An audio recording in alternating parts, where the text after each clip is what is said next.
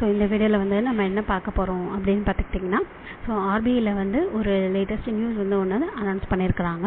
So அது என்ன news, அதனால் வந்து பேங்க்கில் லோன் வாங்கின நம்மளுக்கு வந்து என்ன யூஸ் இருக்குது அப்படின்றத இந்த வீடியோவில் நம்ம வந்து பார்க்க போகிறோம்.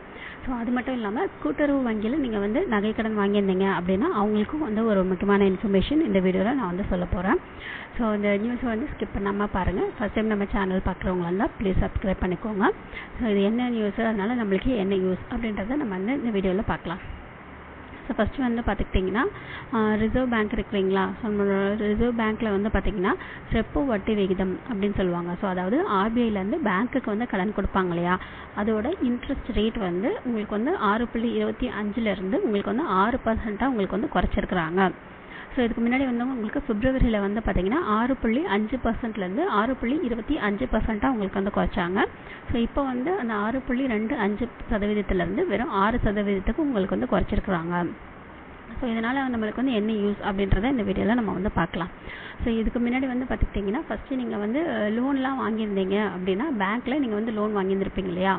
ஸோ அதில் வந்து பார்த்துக்கிட்டிங்கன்னா உங்களுக்கு ஹோம் லோன், கார் லோன், அப்புறம் வந்து 2 வீலர் லோன், அதுக்கப்புறம் வந்து பார்த்திங்கன்னா பர்சனல் லோன். ஸோ இந்த மாதிரி லோன் எல்லாம் நீங்கள் வந்து வாங்கியிருந்திருப்பீங்க இல்லையா. ஸோ இந்த லோன் வாங்கினவங்களுக்கு வந்து பார்த்திங்கன்னா உங்களுக்கு அதோட இஎம்ஐ உங்களுக்கு வந்து கம்மி பண்ணுறதுக்கு வாய்ப்பு இருக்குது.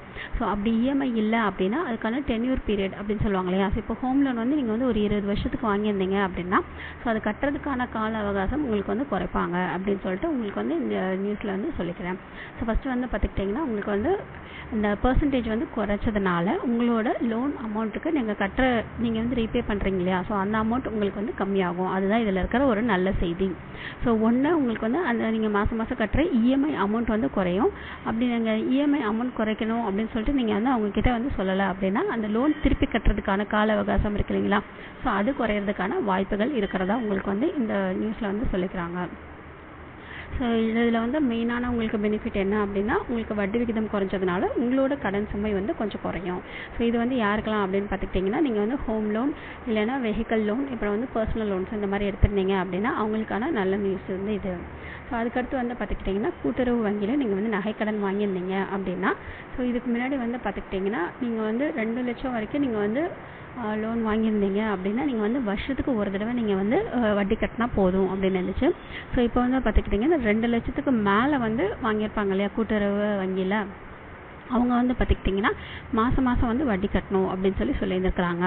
ஸோ இதுக்கு முன்னாடி வந்து நீங்கள் எவ்வளோ அமௌண்ட் வாங்கியிருந்தாலுமே வருஷத்துக்கு ஒரு தடவை வட்டி கட்டினா போதும் அப்படின்ற மாதிரி இருந்துச்சு. இப்போ வந்து பார்த்திங்கன்னா கூட்டுறவு வங்கியில் ஸோ ஒரு முக்கியமான மாற்றம் வந்து கொண்டு வந்திருக்கிறாங்க. அது வந்து என்ன அப்படின்னு பார்த்துக்கிட்டிங்கன்னா, நீங்கள் 2 லட்சத்துக்கு மேலே லோன் வாங்கியிருந்தீங்க அப்படின்னு பார்த்துக்கிட்டிங்கன்னா நீங்கள் வந்து மாதம் வட்டி கட்டணும் அப்படின்னு சொல்லியிருந்துருக்குறாங்க.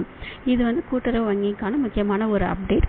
ஸோ யாராச்சும் நீங்கள் வந்து நகைக்கடன் வச்சுருந்தீங்க அப்படின்னா 2 லட்சத்துக்கு மேலே இருந்துச்சுன்னா நீங்கள் வந்து மாதம் வட்டி கட்டுற மாதிரி வரும் அப்படின்றத மட்டும் சொல்லிக்கிறேன். ஸோ இந்த வீடியோ வந்து யாருக்காச்சும் தேவைப்பட்டுச்சு அப்படின்னா ஷேர் பண்ணுங்கள். இந்த வீடியோ பிடிச்சதுன்னா லைக் பண்ணுங்கள், ஷேர் பண்ணுங்கள், சப்ஸ்கிரைப் பண்ணுங்கள். தேங்க்யூ.